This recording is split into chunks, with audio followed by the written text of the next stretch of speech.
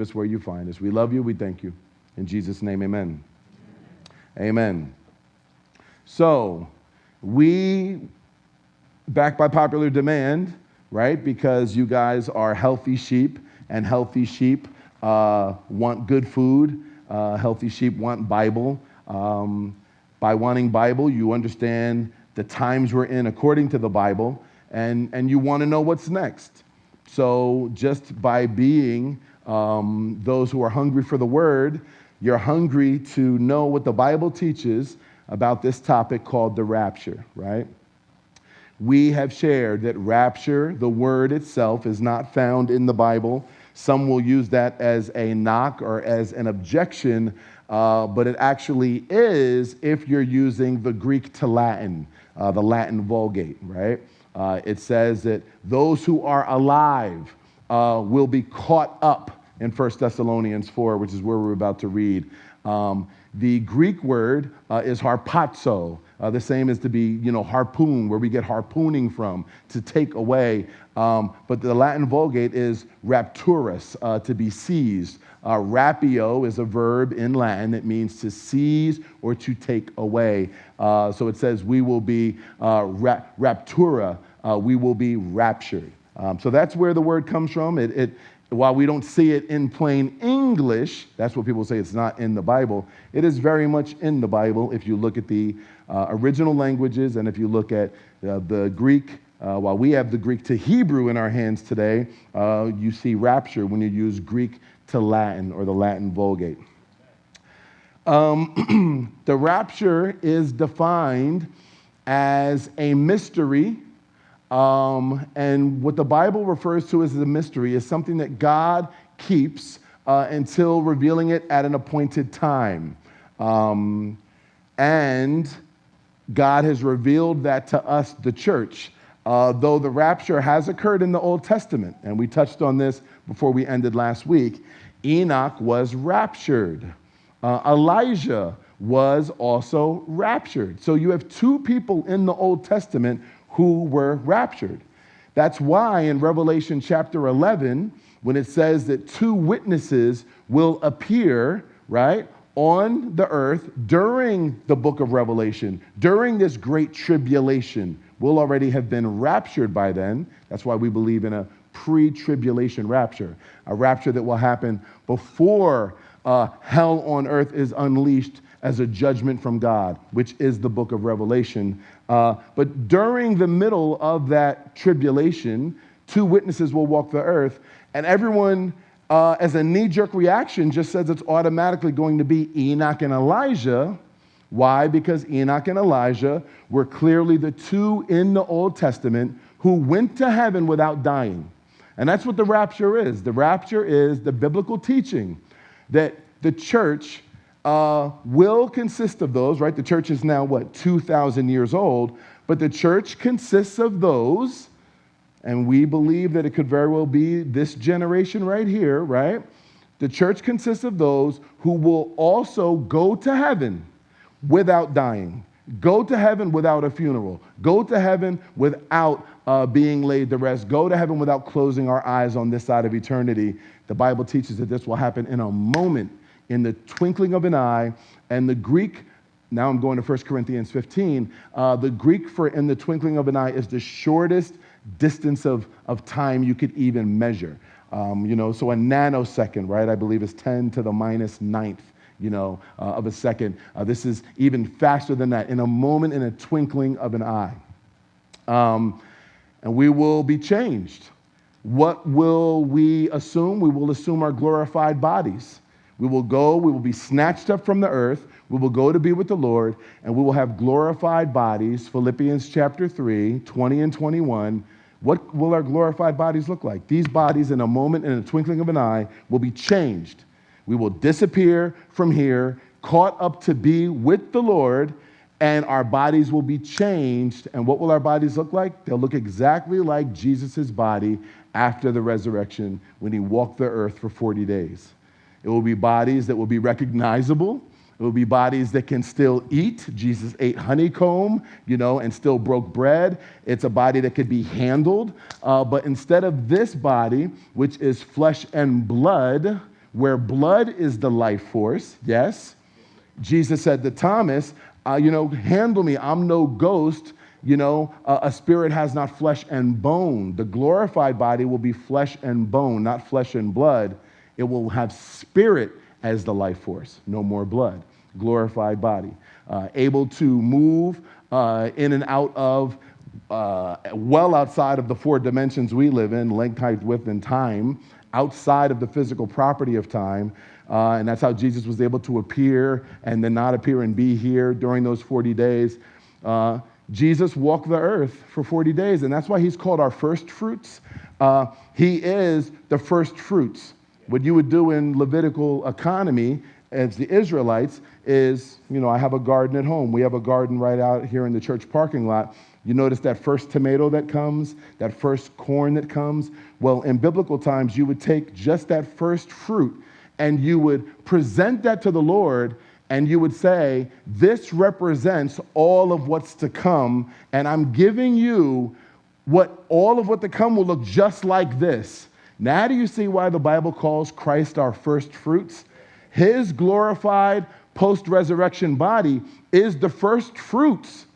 And that's why, remember, he said to Mary when she came to him, handle me not yet, because I've not yet gone to the Father. Now you understanding? He went to present the blood, his true blood, for the true Day of Atonement that needs no more Day of Atonement after, and to present himself as the first fruits. So now, when you study Jesus' body after the resurrection, when he walked the earth for 40 days, you can get an understanding and have a lot of your questions answered of what our glorified bodies will look like. Right? Will we recognize each other? Can we be handled? Can we have a meal? If we go to hug each other, do we run through each other? Just stuff that cartoons and movies puts in our head. Do you follow me? So let's read 1 Thessalonians chapter 4. Let's then read 1 Corinthians 15. And then I'm going to answer some questions. And let's start with verse 13. 1 Thessalonians 4, verse 13. He says, but I would not have you to be ignorant, brethren, concerning those who've fallen asleep, those who've passed away, so that you sorrow not, even as others which have no hope. He's not saying that you're not supposed to sorrow when you've lost loved ones. We're just not supposed to sorrow the way a non-believer does. They sorrow like, I'll never see this person again. They're just going to become fertilizer in the ground. They don't understand that we're tripartite, body, soul, and spirit, and that the soul is with the Lord. So don't sorrow like those that have no hope. But even Jesus wept at Lazarus' grave, right? For if we all believe, verse 14, that Jesus died and rose again, even so them which sleep in Jesus will God bring with him. He's referring to Jesus coming back to rapture us. And when he comes to rapture us, those who've already passed away in Jesus are currently with him, right? Because 2 Corinthians 5:8 says to be absent from the body is to be present with the Lord.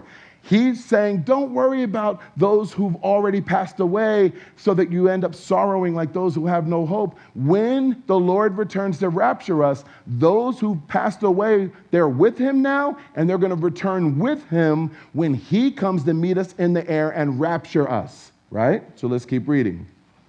For this we say unto you, verse 15, by the word of the Lord, that we which are alive and remain unto the coming of the Lord will not prevent them who are asleep. We will not go to be with Jesus before them whose bodies are still in the grave.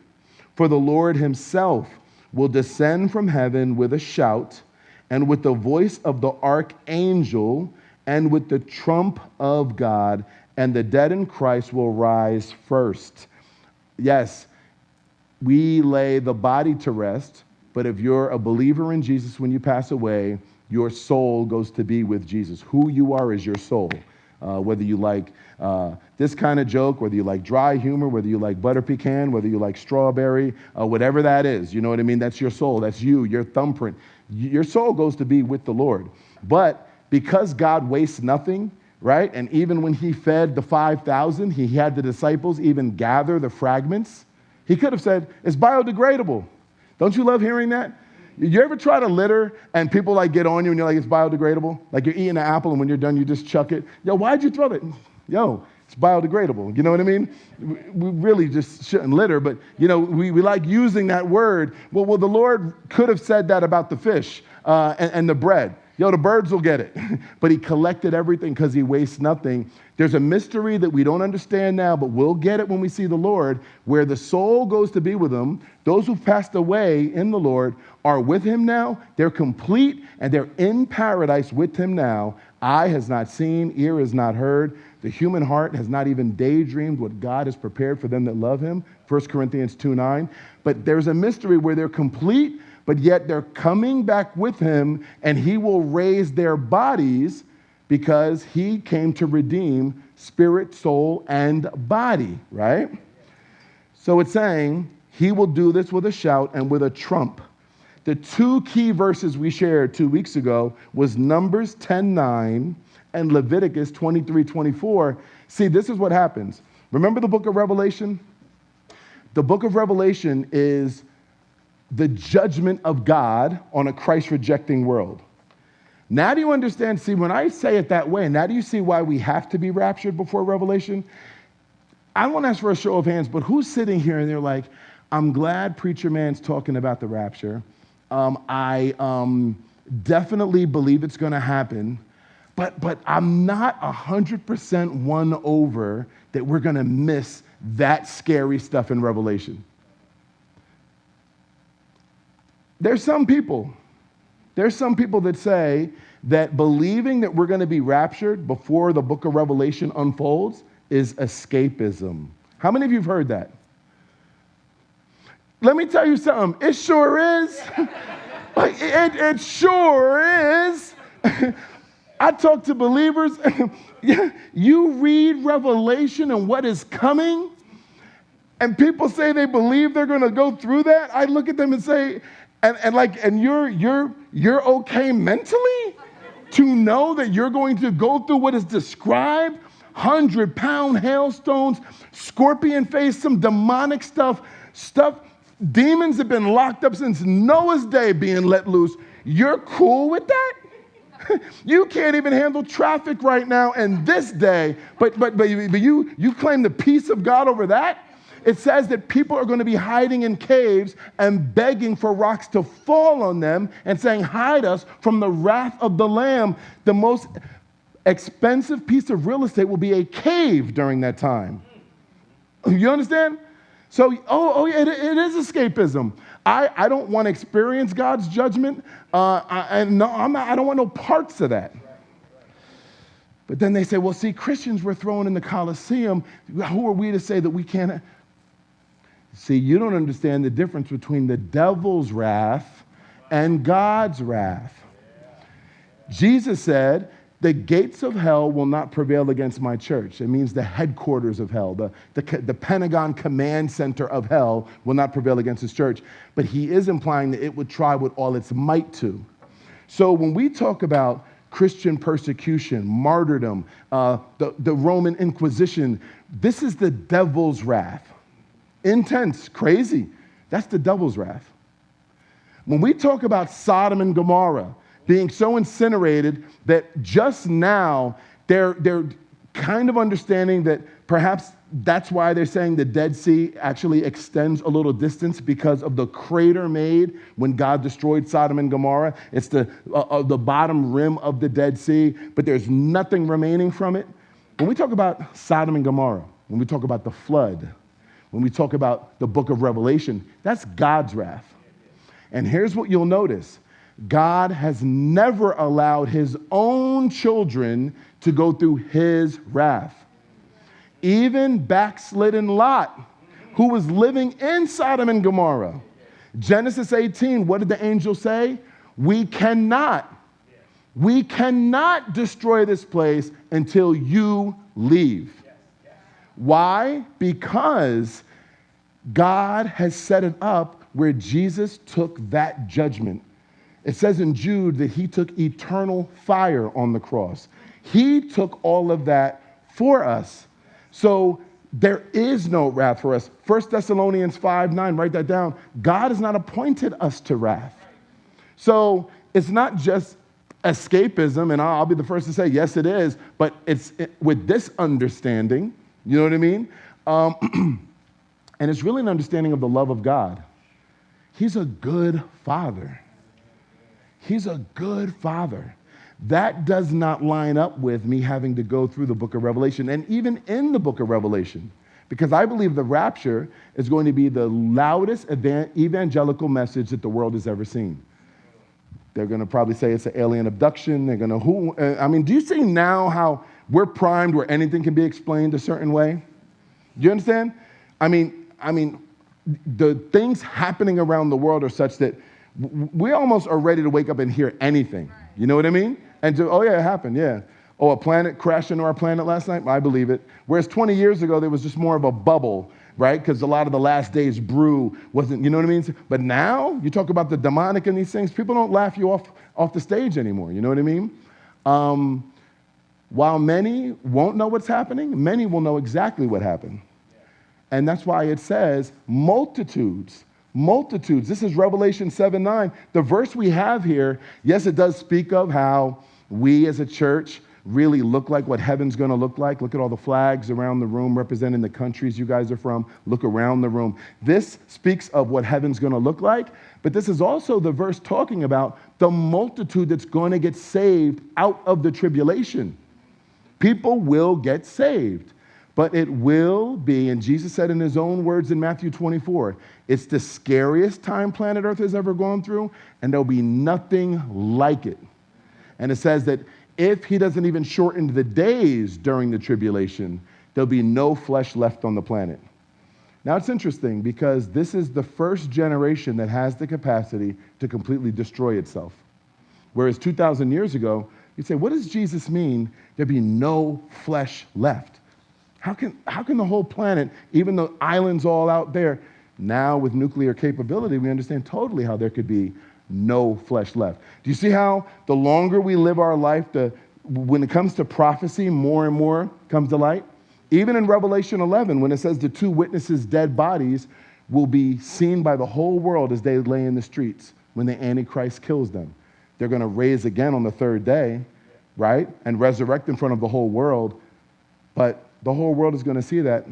Nobody understood how that could happen until Operation Desert Storm, the first war that the whole world could watch on TV, satellites. So the longer we live, the more we see this stuff come clear. So let's continue to read. It says, the Lord himself, verse 16, will descend with a shout, with the last trump of God.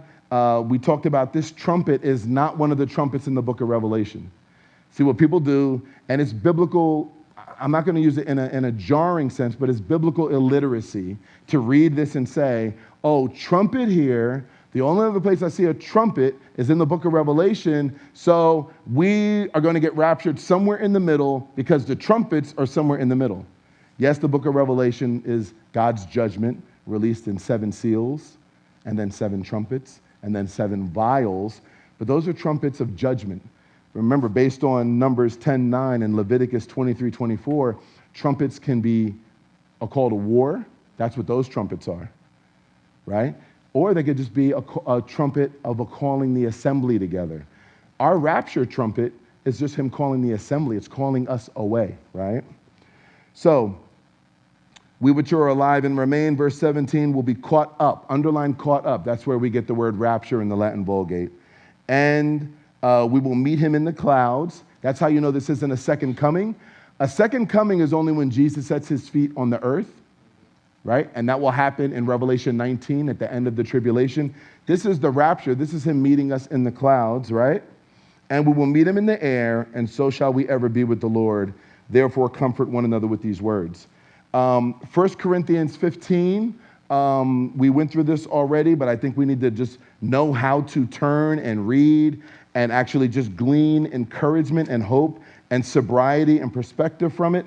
1 Corinthians 15, verse 51, behold, I show you a mystery. We will not all sleep. Some of us will not die, but all of us will be changed. All of us will have glorified bodies. Some of us are going to heaven without a funeral.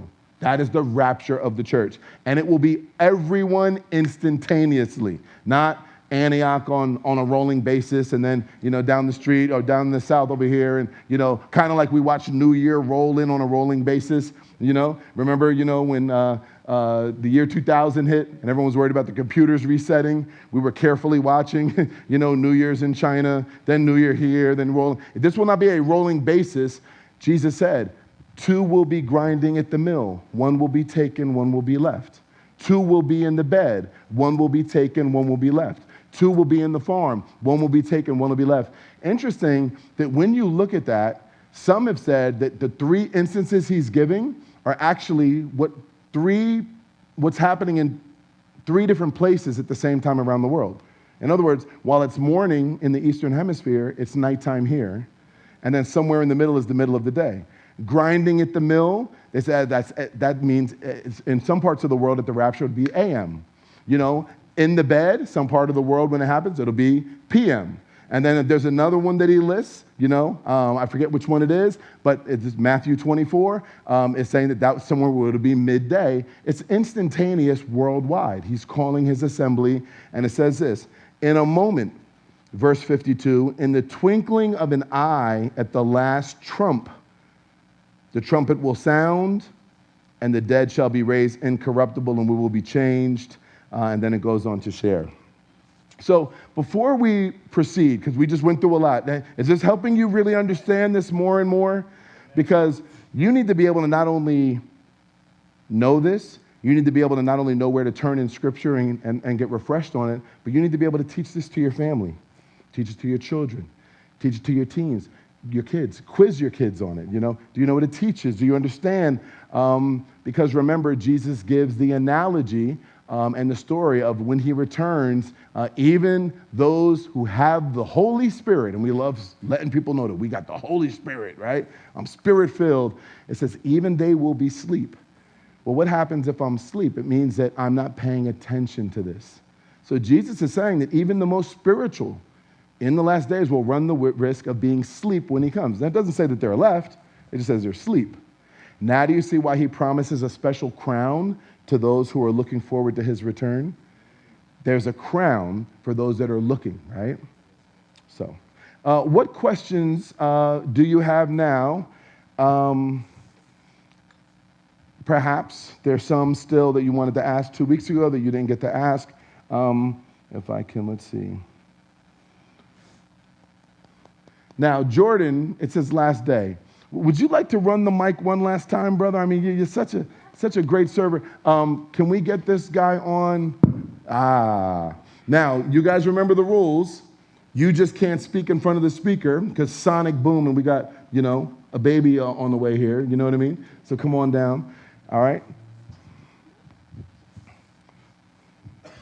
Yeah, so you mentioned the new body thing about them being recognizable. So I wanted to ask, when you say recognizable, do you mean like I would be able to recognize Jordan in Jordan's new body once we get to heaven? Or just I will be able to recall if I meet somebody in heaven and then I see that person the next day, I'll be able to tell? Or do is it earth transient, the recognizability thing? Or So we go to the Bible on that. The perfect answer is the perfect story. Jesus only told perfect stories. Of the rich man and Lazarus, right? It says that there was a rich man and there was Lazarus. The rich man lived greedy and self-serving, and the poor man, was out and had nothing, and both died.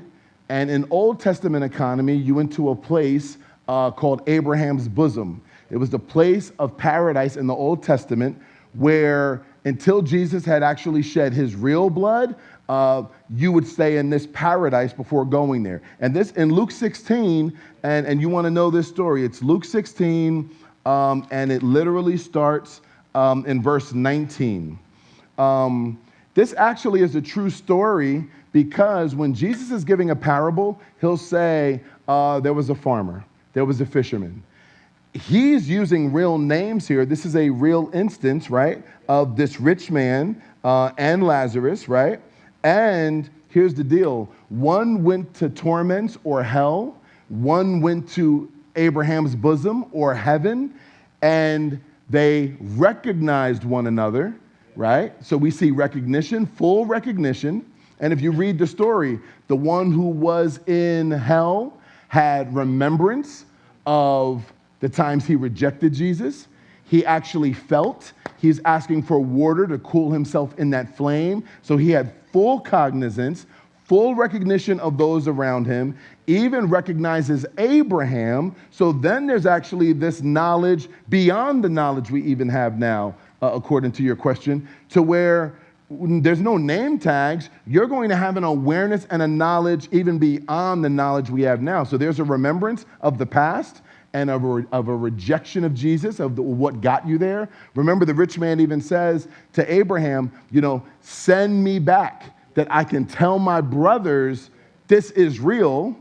And what is the answer he's given? Your brothers have the Bible. If they don't believe the Bible, they won't even believe it if you came back from the dead, right? So that story that Jesus gives tells us that there's full recognition. There's recognition even on a heightened level, and there's full awareness of surrounding and sensation and feeling. So that's Luke 16, and then obviously we see the second example will be Jesus' resurrected body, and how the disciples could recognize him, recognized his voice, could handle him, hold him, and he could eat, So is that a good answer? Okay, next question.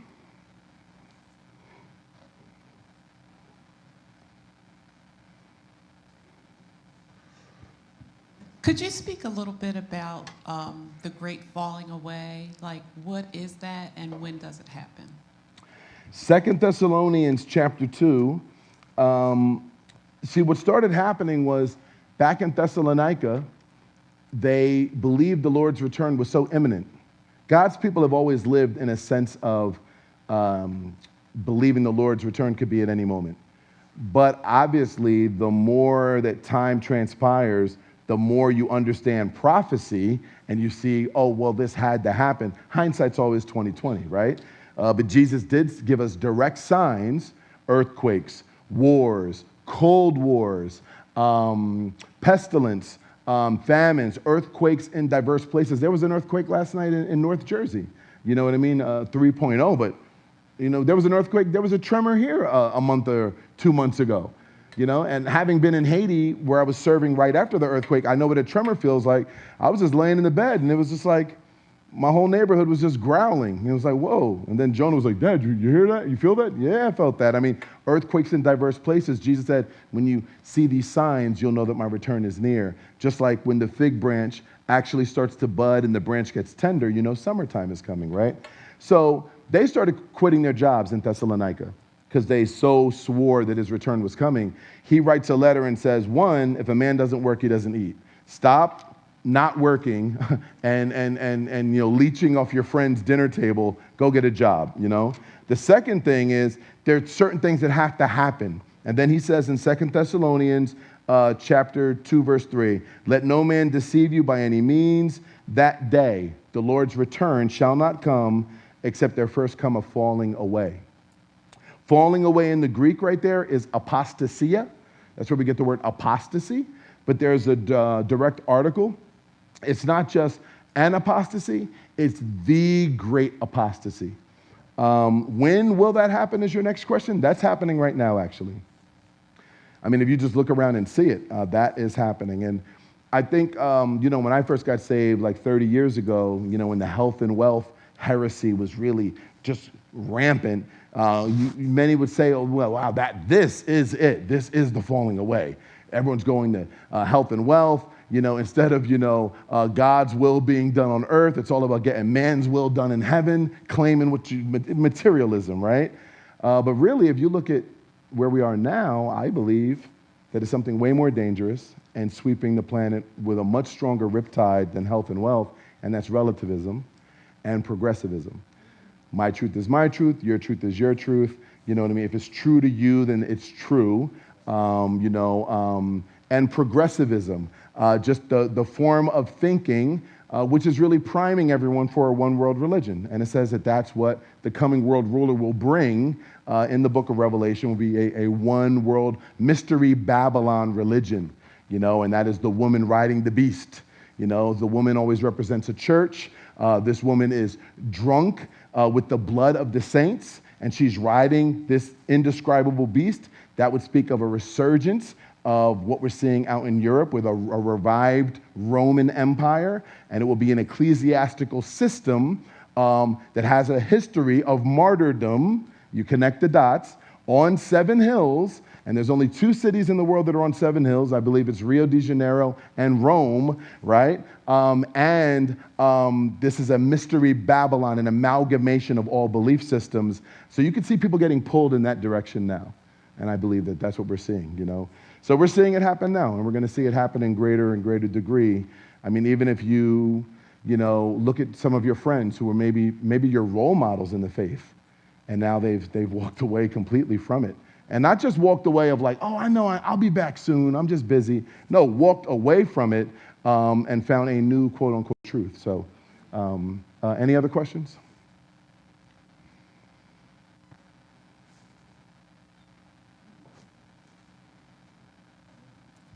Okay, oh, yeah, you just got it, yeah. Yo, 8 months pregnant, jumping out the chair to ask a Bible question. Okay, you said after the rapture, those people that know what's going on and are like, oh, wow, that was actually real. What happens to them? Do they have a chance? How? Yes. And that's what this verse, Revelation 7:9, multitudes will get saved. The 144,000, there will be 12,000 from each of the 12 tribes who will somehow be visited by the Lord and will know not only who Jesus is, not only be born again, but they'll even know what tribe they're from. And they're going to be the evangelists. And they're just like Noah went through the flood supernaturally protected. It says in Revelation 7 that the scourges and the judgments of that day will not affect them. The demonic stuff going on will not touch them. They will be supernaturally protected, and they'll be God's evangelism A-team. And multitudes are going to get saved during this time. So some will drop to their knees and get saved at that very moment because they're going to know, they will know that quickly. There are those living in the same home with people who love the Lord and have been sharing on this. They will know right away what happened. You know what I mean? And then it comes down to, well, our clothes, do our clothes remain? And then people look at how, when they went to find Jesus, when he was at the empty tomb, the clothes were folded. So then, they'll be folded. I mean, we don't know. I mean, well, I don't know if I believe this rapture thing because you're talking about clothing. Like, God hasn't said anything to us about that. So, of course, he expects us to be curious, but who knows? You know what I mean? But whatever it is, it'll be perfect, whatever way it is. You know what I mean? So, is that sufficient? Any other questions? Wait, wait for the mic so then the online viewers can. Pastor, could you explain the different beliefs about the millennium, post-mill, pre-mill, I think on-mill, something like that? Okay, so understand this.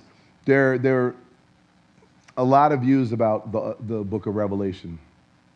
So the book of Revelation is 22 chapters, right? 404 verses, but some have said there's over 800 Old Testament references in there. So it really is a reward. Like, God, how many of you saw the fireworks on the 4th of July? I mean, the end is, no one wants to miss the end. You don't mind if you miss the first one. The first one's an announcement. Yeah, we're here. It's starting, right? Sun's just starting to set. Okay, it's starting. No one wants to miss the end. And no matter how long you've seen them, right? Doesn't it just leave your jaw dropped? You know what I mean? Revelation is that. I mean, it is the ultimate crescendo of everything, the culmination of everything. Of course, it'll have, it's the summation of everything. The tree of life in the book of Genesis, the tree of life we see again in Revelation. Paradise lost in the book of Genesis, paradise restored, during the millennial reign. It is the redemption of everything.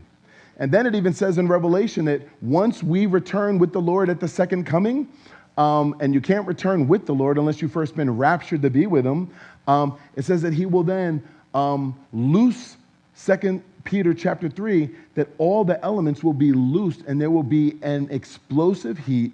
And Revelation 22, he will burn heaven and earth, Revelation 20, and then create a new heaven and a new earth. And that makes sense because the Lord is such a redeemer. Think of how much blood this planet has drunk up. Genocides. I mean, abortions. Just think of how much blood. And the Lord loves the land. He even said to the Israelites, you profaned my land. You'll go into 70-year captivity because my land's going to get, it's 70 years of Sabbaths. You own my land. It makes sense that the Lord would burn all of this. But when it says that he'll burn it, here, let's go to 2 Peter chapter 3. It doesn't say that he's going to send down an angel with a giant torch, right? You have to understand, Colossians 1:16 says that the Lord not only is our creator, but that he holds everything together, right? That is why if you talk with a quantum physicist, they will tell you no one can understand what is holding together the nucleus of an atom. No one can understand what is holding it together. You know, the charges, how it's held together, and what holds it all together, no one can understand it. They'll call it the spiritual side of quantum physics. There was a book written by a quantum physicist called The Ghost in the Atom. They cannot understand what's holding everything together. Colossians 1:16 says Jesus is holding everything together. So what happens in 2 Peter chapter 3, it says this, that 2 Peter 3, verse 7, but the heavens and the earth which are now here by the same word are kept in store, reserved unto fire against the day of judgment. And then it says that he will loose these things. That is, but the heavens and the earth. Where is that verse? I didn't intend on turning here, but just bear with me. We're going to find it. Oh, here it is, verse 10. But the day of the Lord will come as a thief in the night, in which the heavens shall pass away with a great noise, and the elements shall melt with fervent heat, and the earth also and the works therein shall be burned up. The Greek word for burned up there is loosed. Basically, he's just going to release, you talk about a nuclear reaction, he's just going to release his grip on holding all of this together, and it will be the ultimate nuclear explosion, and everything is going to burn. Then he creates a new heaven and a new earth, Revelation 21. For those of us that believe that God created the world and all there is in 6 24-hour days, not because we say so, but because in Genesis 1, when it says the evening and the morning were the first day, it's the same Hebrew word in Exodus 20 when it says, 6 days shalt thou work, and the seventh day you shall rest. It's the same word. We're going to get to watch him create all of it all over again. You know what I mean? So, does that answer your question? Okay, awesome. Is there a little more? Wait, I forget there was another element to your question. I know there's people that believe. Oh, pre-mill, post-mill on it. No, thank you for being gracious. Yeah. All you had to say was, no, you didn't answer my question. He was like, well, no. Okay, understand this. Revelation is chronological. It is chronological. It's not allegorical, because when the Bible's allegorical, it'll tell you. It's chronological. Revelation 6 to Revelation 19 is chronological, right? Everything happens. Chronological means everything happens before, the next. There's 2 chapters in Revelation that are called parenthetical. Revelation 10 and Revelation 12. Parenthetical, it means, remember watching Batman growing up? Y'all remember that? Like when he punched him and it said pow? Yeah, you know what I mean? It'd be like, meanwhile, it's telling you the story. It's like, meanwhile, and then it takes you into some backdrop. Marvel movies are very big on that. There'll be the movie. Then it's just taking you back to how, I don't know, the spider bit Spider-Man in the middle of the, it's parenthetical. Revelation 12 is the parenthetical description of this cosmic battle between good and evil. Revelation 10 is this parenthetical description of this mighty angel of God putting 1 foot on the earth, 1 foot on the seas, roaring like a lion, and swearing that evil's days are numbered. I believe that's also another beautiful description of Jesus. But the rest is chronological. Therefore, because Revelation 19 has the Lord returning at the Battle of Armageddon, and then Revelation 20 begins the 1,000-year reign of Christ on earth, we are premillennial. We believe that Jesus comes back before the millennial reign. Some are post-millennial. That's non-biblical to me. They believe that we are going to usher in, we're going to get the gospel to every creature. We're going to usher in 1,000 years, and then Christ will return afterwards. I mean, do we as a church, do we as humans usher in anything right? You know what I mean? Only the Lord can set that up, you know? And he's going to reign for 1,000 years, Revelation 20. That's when Satan is just bound for 1,000 years. And then at the end of the 1,000 years, he'll be loosed. He'll deceive nations again to come against the Lord, but they'll be consumed by fire, Revelation 20. And what he's going to do with that is in Revelation 20, for all of my sociologists here, for all of my philosophers and deep thinkers, Revelation 20 is God answering the ultimate question: nature versus nurture. Are we born with sin and rebellion in our heart? Or are we born pure and innocent and the world makes us that way? Nurture. He's going to reign for 1,000 years and make it pure paradise. It says that when a person dies at 100 years old, that's not us now. We live forever as raptured beings with the Lord. But those that live through that tribulation period will continue to have children. So when it says we're joint heirs with Christ, we're going to be reigning with him. I can get into that next week. But, you know, it's going to show that even 1,000 years of having Jesus sit on a throne in Israel with absolute paradise, it says there'll be rivers in the desert, botanical gardens in the desert. The curse will be reversed. Even after 1,000 years of that, man will still give in to listening to the devil's whisper and rebel against God, showing that it's not nurture at all. It is not the environment that changes people, because even after Jesus shows perfection on earth for 1,000 years, man, because of the nature. Now, we will not have that nature anymore, because we'll have glorified bodies, no flesh, no more weird thoughts, lazy thoughts, sick thoughts, perverted thoughts. We'll be on our glorified bodies, but remember, there will be multitudes who will be saved during the tribulation that will live through it. Do you understand? Yeah, there's a lot to behold, but God's going to do it all just right. So we are premillennial, not postmillennial. Then some are amillennial. Comes from the Latin word without, right? A is a prefix in Latin, means without millennial reign, because they don't believe that anything in Revelation is literal. But if you look at Matthew 24, Jesus, what are the signs of your return? And you look at Revelation 6 through 19, they're absolutely, I mean, you could put one right over the other, you know? So, any other questions? Okay, we have one over here. The gentleman, no, only if you're up here in like this first corner. It's a lot. I appreciate you sharing. It's still a lot for me to like grasp and comprehend. But I think the main question that I have is like, how do we prepare ourselves today? You know what? That's a beautiful question. Beautiful question. And that's going to take me to where we're going to close. Let's go to 1 Corinthians 7. And let me tell you how much God is in that question.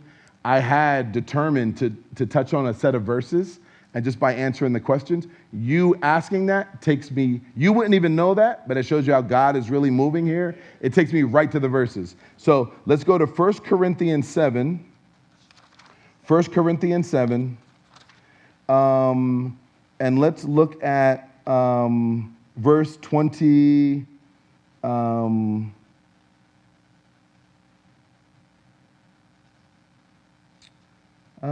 Let's see. Verse 29. 1 Corinthians 7, verse 29. Look at what Paul says here, because it talks about the attitude we're to have, and this is exactly where we're going to end. You ready? Let's look at 1 Corinthians 7, 29 to 31. Are you guys ready? Wow, really in awe of God just arranging that moment. That just shows you God's even in the Q&A. I mean, it's so good just being in church, right? The first thing is, y'all, how to prepare. Come to church every Sunday. Because it's just not the same online. You know what I mean? Now, my mama, as you know, suffered an accident and with diabetic neuropathy, does not have her leg function. So she's in a bed 95% of the day, and she's getting stronger. She's determined. Can we just give a hand for my mama real quick? She hear that? Yeah. Oh, okay, my mama. That's my mama, and she's watching. Now, my mama can't make it here. So God is going to give her above and beyond because she's doing the most she can. But for the one who is not here and they want to pretend they're doing the most they can, I can't say that God, well, yes, he is gracious, that he'll give her that experience. That clap y'all did, God added a kiss to that clap.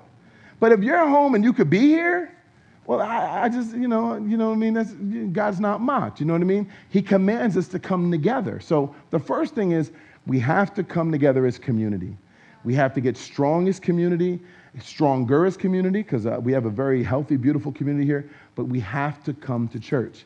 We have to let our kids grow up and know each other. You have to begin to think, okay, so when I'm older, what do you just assume that we just talked about the great apostasia. We just talked about the great falling away. Just assume your friends is going to, you want them to be successful? Of course. You want them to be independent? Of course.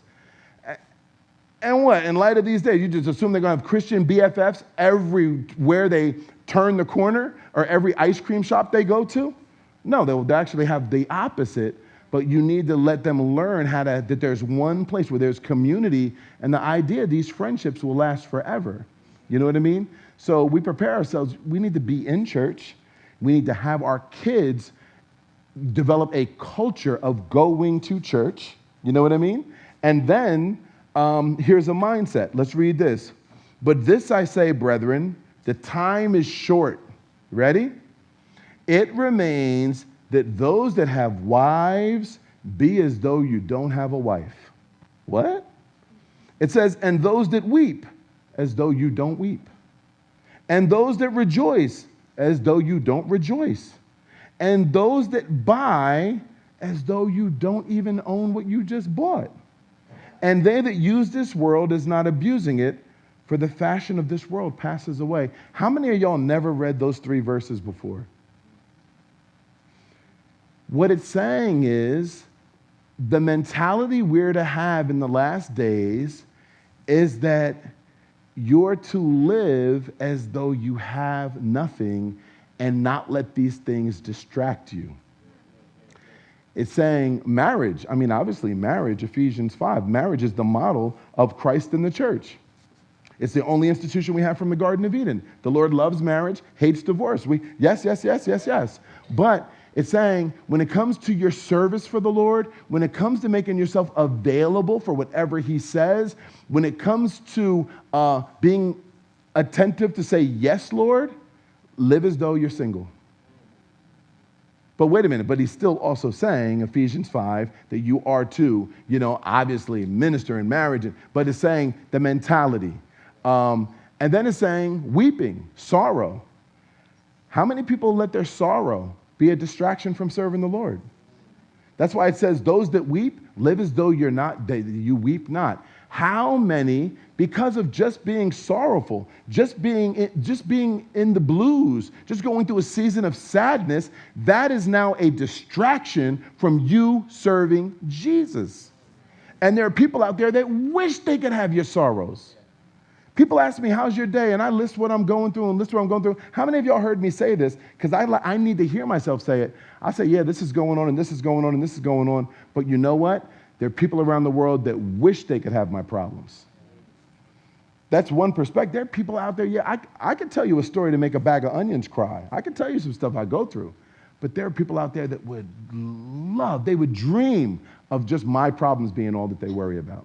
So we need to have a perspective, and I'll let your sorrows be a distraction. Let me ask you, how many here, because what can happen is this. It's one thing to say, I got to work on my marriage.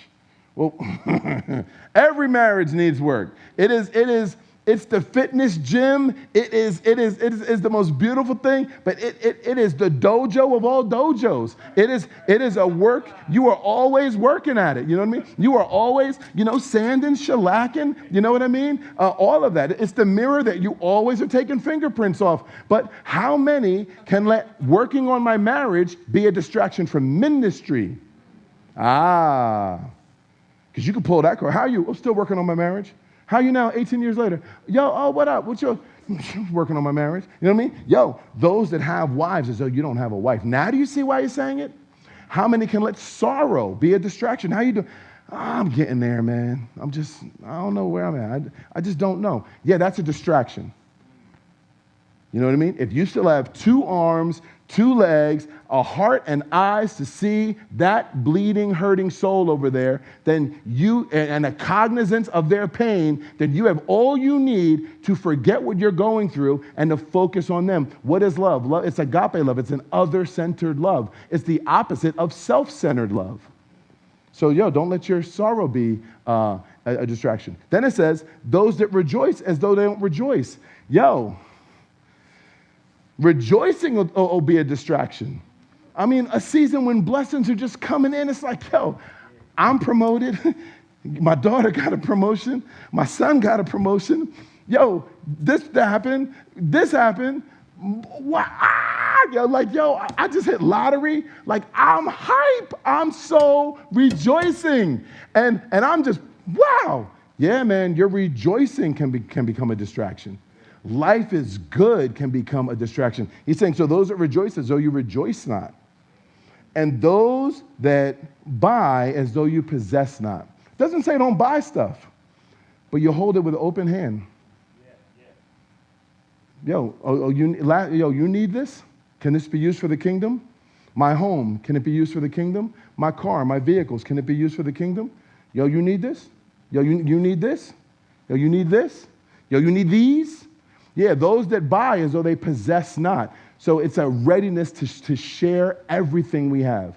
Continue to enjoy. God gives you the freedom to buy and enjoy. But in a moment's notice, it's like, you know what? The Lord just told me to give you these Jordans. Oh, you're a size 12? Here, take them. They're for you.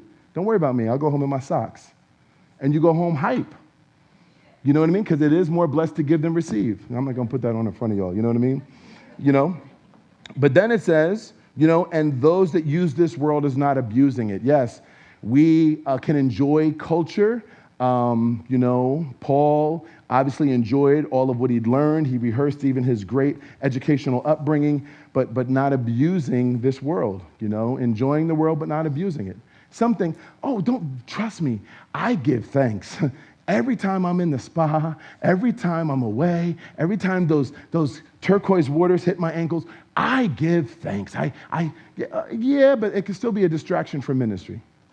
You know what I mean? So the long answer, and now the short answer, my brother, is, there's a perspective we're to have as we're here with how we live. So that's how we prepare.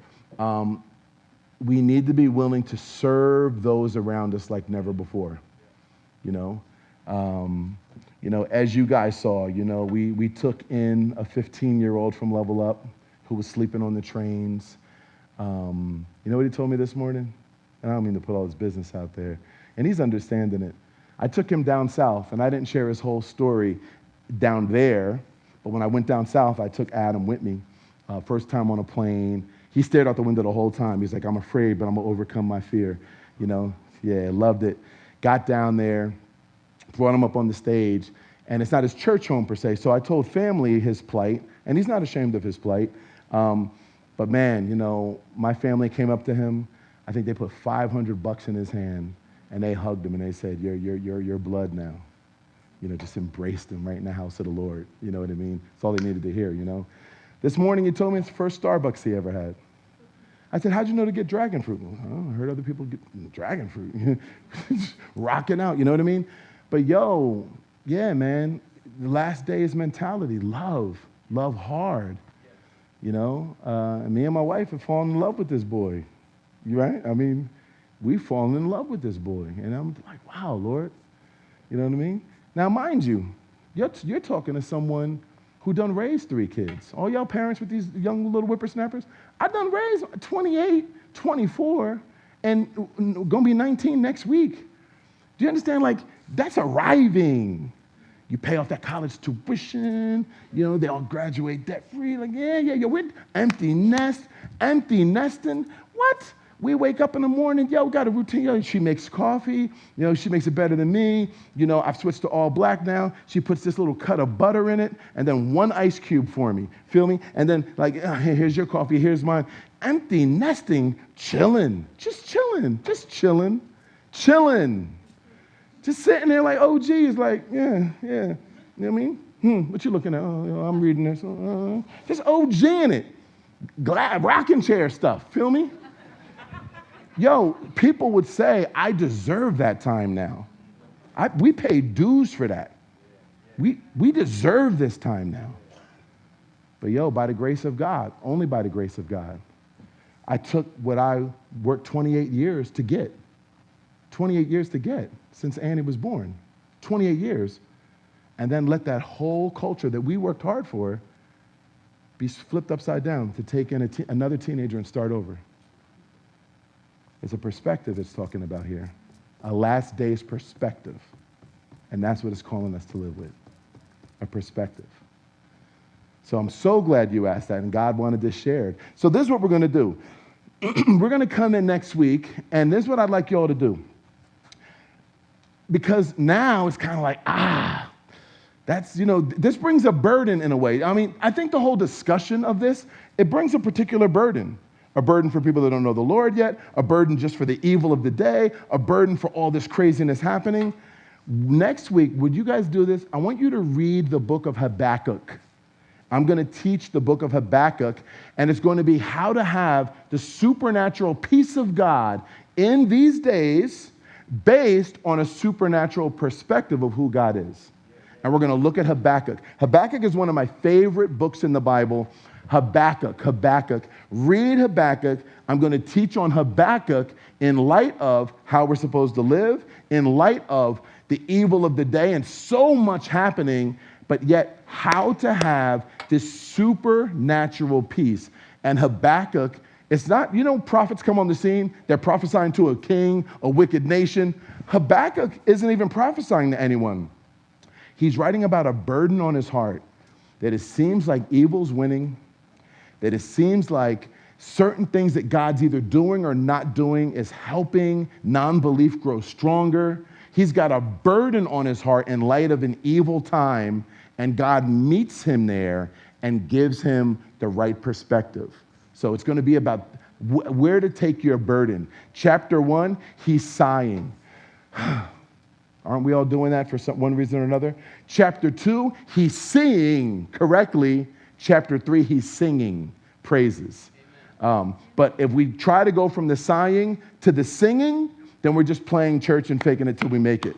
It's from sighing to seeing him in a new way to singing. Amen? So Habakkuk next week. God bless you. And Father, we just thank you for